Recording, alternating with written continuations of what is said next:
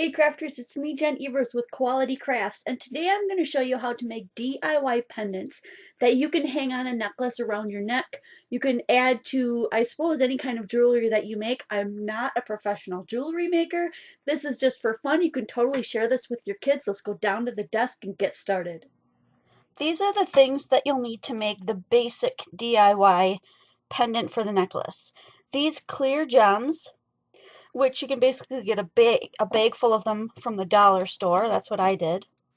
And then I had this kind of a necklace, but I think most crafting stores will carry this, where you just slip it around your neck and you don't have to worry about whether or not it attaches. Any kind of these, just make sure that the hole is large enough to go around whatever necklace it is that you're using. And then any kind of patterned paper, and tiny little patterns work the best.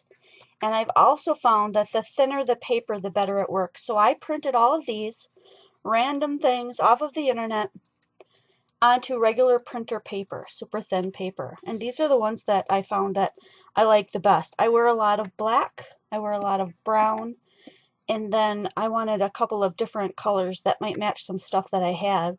And all you do is just take a piece of paper and put it underneath.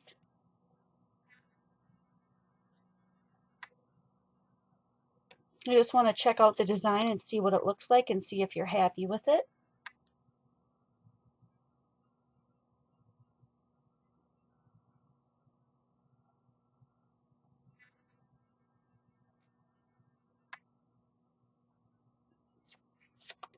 I really like this tan and brown one.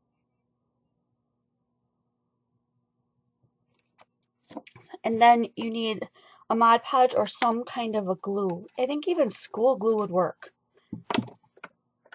I'm going to show you how to put one of these together. I'm not going to do them all because it's super, super easy. Take a little bit of this, and I'm talking just a little bit, and you make a very, very thin coat on the bottom. Okay? Then you take whatever pattern it is. I'm going to use the brown one because I know I really want that one. And you put that right on top of that glue. Okay, and then all I'm going to do is just take from the bottom, I'm just pressing down all over it until it adheres through all that glue. And you can see that there's no bubbles, and you can see the design that you have underneath really clearly. That is all there is to it. You just take a little bit more of this glue. I'm using Mod Podge. You can use matte medium. You can use any kind of a sealer, I believe, that you want to use. I've just always used this. And then make sure that you put a seal all the way around all the edges.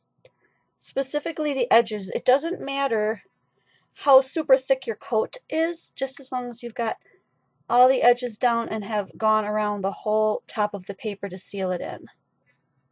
So you don't want it to start peeling up. And then I just smooth it out because that's the part that's going to rest against your skin. If you put too much and you don't let this dry properly, it will stick to your skin. So that is the key, is to keep it an even coat and a thin coat. And then make sure you allow for a lot of dry time. So that's just how simple it is. The only other thing that you have to do once you get that dried is to take this piece, I believe they call these bales. This is the way it's going to go. And after this is dried, you decide how you really want this to hang. Since this kind of has a little bit of an oblong or a flat side to it, I think this side looks kind of flat. I'm going to use that as the top. And then I would put just a little bit of E6000. I'm not quite onto that step yet, but E6000 or super glue, whatever kind of solid glue you've got, you put just a little dab right here. Flip it over so that you can see what you're working with. And then center it the best you can on the front. Because then you're going to have to let this dry. You want to make sure that it's centered, because once this is dried in place, this bale is not going to move. And then you'll be upset if it hangs funny. I made enough of them to know that. So let's go through that step again. You put a very thin layer on, you put your paper on, make sure your design side is up so you can see, squish it on so that you have no air bubbles, flip it back over, put another coat of that on, and let it completely dry. When it's completely dry, you find your flat side or however it is you want your design to look and hang, and then you put a little dot of E6000 onto the back and let it dry. Now the reason why I'm telling you to just put a little dot in the middle of this is because if you put a great big squirt on here and blob it onto the bottom of this, you're going to have E6000 hanging out, gooping out all over the back of your thing. Let me see if I can show you on this. Do you see this one?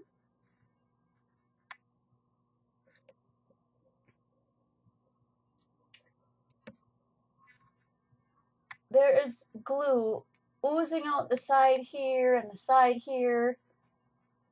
It just doesn't look that professional. So if you want to avoid that, if you're like me, you put the tiniest little dab right in the middle. Put it on top of your necklace where you want it. And then you leave that to dry. Don't touch it. It doesn't take that long to dry, but to totally dry, because this is already dry here. But it will take, I just leave mine overnight just as precaution for 24 hours. Now you can also make them square. You can use all of your different, ooh, Leslie Bockenstette. Hey girl, I hope you're watching because she used paper on the back of hers. What does she call them? I think hers were Tim Holtz plastic pieces. They were something like this, but they come in a whole bunch of different like patterns and shapes and stuff. Really cool. You can use anything you want. I'm just showing you these because this is a dollar store thing. Cheap printer paper you can do with your kids at home. Now let's move all of this out of the way. And I'm going to bring in some really cool ones that I've been working on. Now I have not completely glued these down yet. I'm still playing, but here's one that's not completely clear. You could get away with putting a paper behind that, totally, but it's a little bit more bumpy, so I wanted to add some of my metal pieces that I have laying around. And I thought this darker gold with a brighter gold on top and then a gold bail would be a really pretty look for a necklace. Let's see if I can zoom in on that.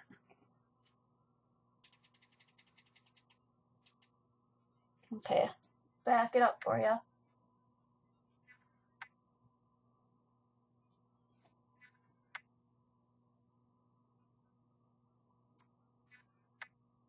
That's really pretty. Here's another one that I was thinking of doing. This one has a couple of keys on it, but notice the shine on this. It shines in a bunch of different colors. So I just went ahead and used this gold, the gold in the keys to match the gold in that shine, and I would glue them on like that. And then I would also put a bail underneath it that way. Oh, let me move that down just a tad.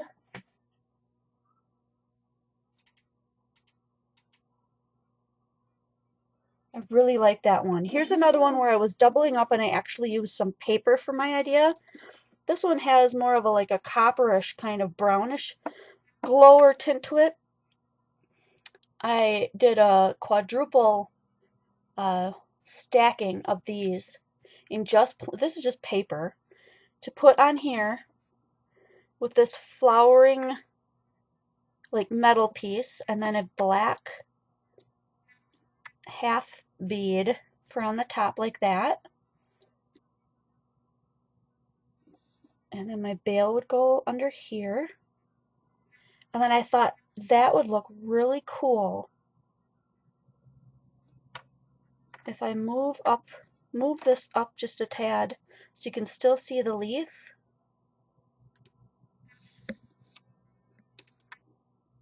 And add this little tiny fairy. I don't see how well you can see her.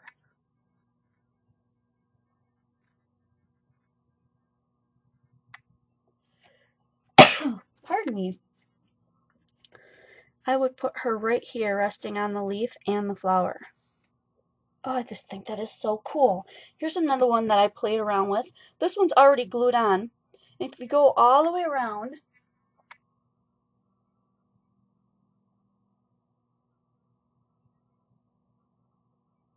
You notice that this is another metal piece that all I did was wrap it around and adhered it, put something heavy on it, and left it so that the glossy accents I used could grip onto that so that it doesn't come loose, and it is tight on there.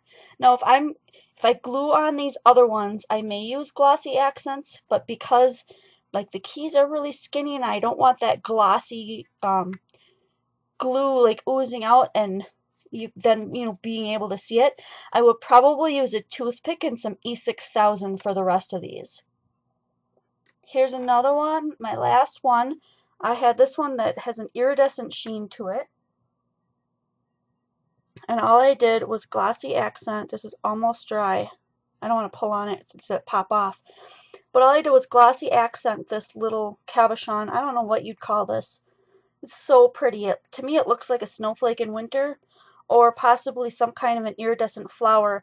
But on this one, I would probably use a silver bale like this one, so that it would hide behind the flower, and I would hang it sideways like this.